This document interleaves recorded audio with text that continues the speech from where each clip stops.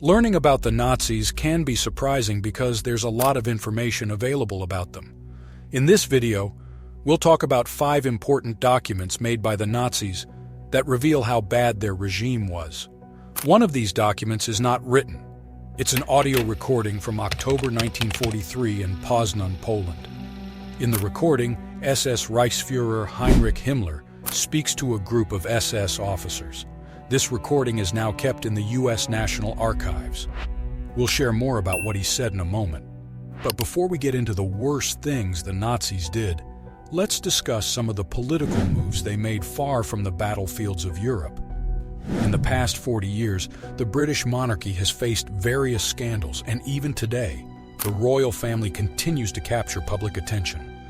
Notable events include Prince Harry and Meghan Markle stepping back from their roles and relocating to the United States, as well as the controversy surrounding Prince Andrew. Yet, these recent incidents and even the tumultuous circumstances surrounding the late Princess Diana seem to fade in comparison to a royal scandal that shook England in 1936. This particular episode unfolded when King Edward VIII became romantically involved with an American divorcee named Wallis Simpson.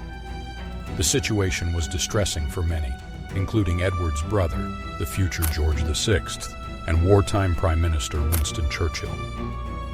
In 1936, the notion of a British king marrying a divorced American woman was deeply troubling, reflecting the prevailing cultural norms of the time. While the American connection was not entirely objectionable, considering Churchill's own American lineage, the divorce aspect was highly frowned upon. In the societal context of 1936, divorced women were often stigmatized as lacking morals and discipline.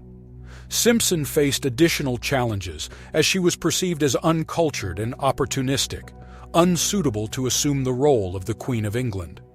Despite the controversies, Edward chose love over the throne.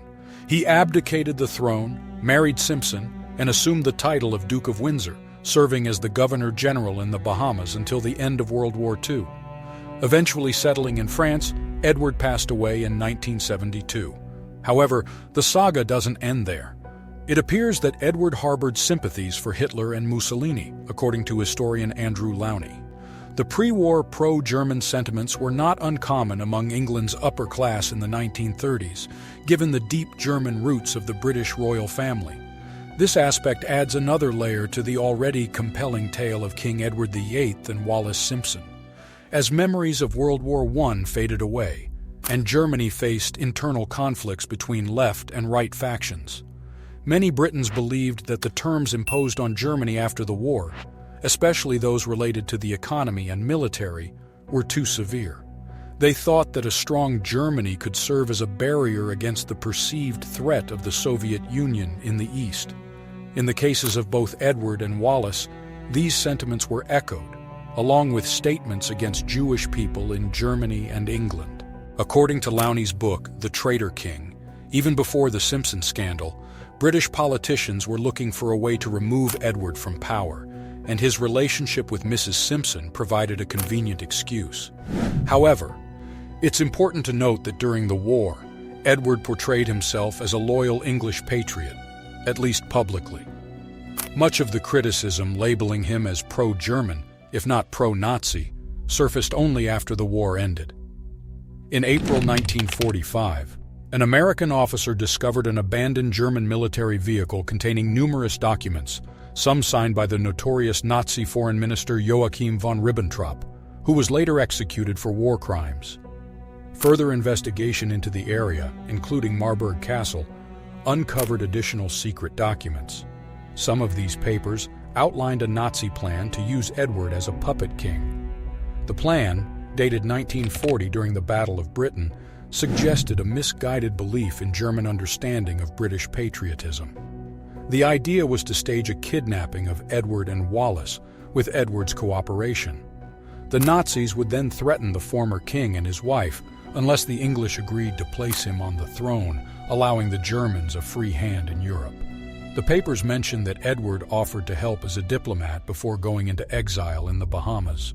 Winston Churchill wanted Edward to remain king, but the Prime Minister couldn't agree. as he had a strong reputation for fighting to the end rather than giving up. After World War II, American intelligence sent the papers to Churchill, who talked about them with Edward's brother, King George VI, Elizabeth II's father. The king strongly wished to keep the files secret, but they became known, and some were made public in 1954, a year after Elizabeth II's coronation, and again 3 years later. Edward was not happy about this, to say the least. Today, when people who oppose dictatorships disappear, it's a term we often hear. This became popular in the 1970s when Chilean General Augusto Pinochet's harsh government silenced dissent. Many, including students, professors, journalists, politicians, and regime critics, disappeared, and their fate remains unknown. It wasn't until after Pinochet fell in 1990 that the fate of many became clear. Some were tortured, others died from malnutrition or disease, and most were shot secretly across the country. Pinochet admired Adolf Hitler, and his regime had a history of political murder and terror before World War II started in 1941. Hitler's Nacht und Nebel decree targeted people in Nazi-occupied areas. It declared that anyone opposing the regime should be imprisoned or killed. Some were abducted on the streets with no information given to their families. If they survived, they couldn't communicate with the outside world. Prisoners were often falsely told that their family and friends had reported them to the Nazis, further demoralizing them. The decree had 5 parts, and the last 2 were about where the law applied. The first part said that if someone did something against Germany or the people in charge, they should get the death penalty. The second part said that if they couldn't carry out the death penalty right away, maybe because they thought the person knew important stuff, then they should send them to Germany. The third part said that even if the German military asked about a prisoner, they shouldn't say anything except that the person got arrested. Hitler didn't give the decree its name. It just got called that over time. It was another example of how the Nazis liked to use nice words instead of saying things directly. When Gestapo officers talked, one might ask, "What's going to happen to prisoner X?"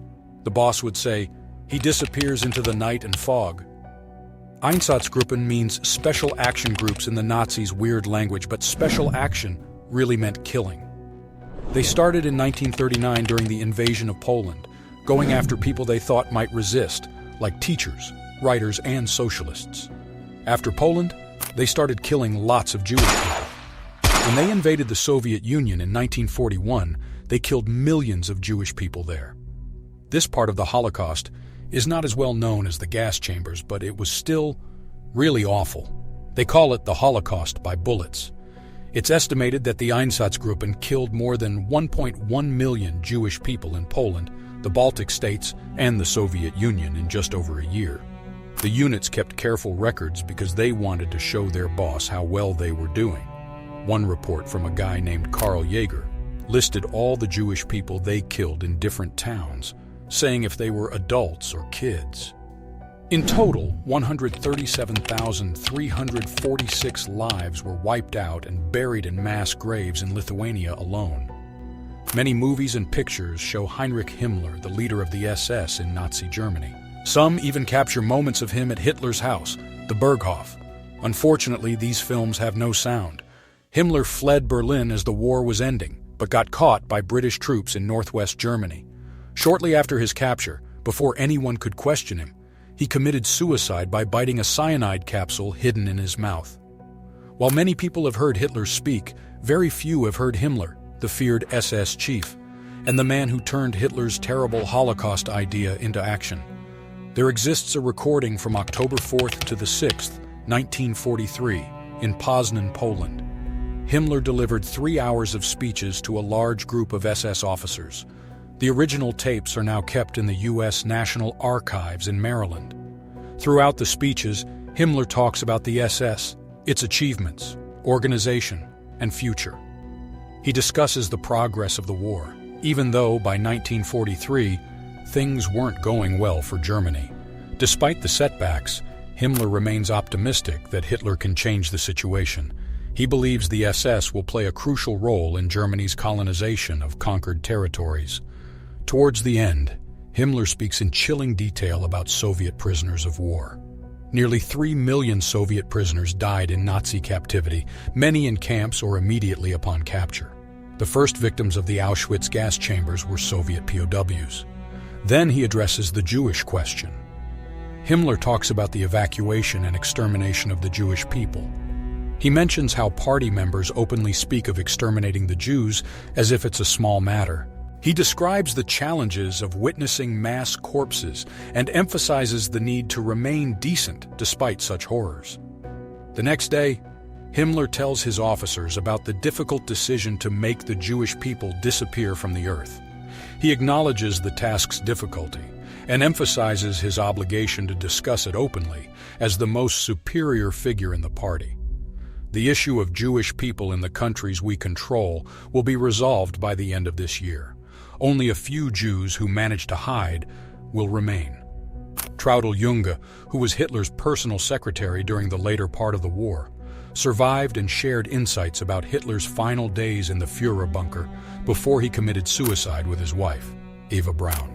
Her role is portrayed significantly in the well-known movie Downfall, 2004, and she was also the subject of the documentary Blind Spot, produced just before her death in 2002. Jung witnessed much of what occurred in Hitler's inner circle during the war's closing stages, and importantly, within the bunker as the Red Army approached. She had the unsettling task of taking dictation for Hitler's last will and testament. Hitler, persistent in his delusions, bequeathed his art collection to what he believed would become a gallery in his hometown of Linz, Austria. He also left items for his house staff, but expressed no remorse for the atrocities committed. In naming Navy Chief Karl Donitz as his successor, Hitler deemed his former second and third in command, Hermann Göring and Heinrich Himmler, traitors for attempting to negotiate surrender with the Allies. Hitler stated his preference for suicide over being subjected to a spectacle arranged by the Jews, hoping that National Socialism would endure. In her interviews, Junge expressed shock at the lack of rationale or reasoning behind Hitler's actions in his final testament. Hitler, according to her, treated the will as if he were distributing property, devoid of any reflection on the atrocities committed, particularly against the Jewish people. Junge emphasized that Hitler appeared provincial in his outlook, treating the will with a detachment one might associate with an ordinary person arranging their affairs. She noted his apparent loss of control over his faculties. Her accounts underscore the absence of a coherent explanation for the tragic events. While Junge hoped for some semblance of remorse or reasoning, Hitler's last testament only hinted at external pressures leading to war. We appreciate your interest in this video. If you found it informative, please like, subscribe, and click the notification button for more content. Thank you for watching.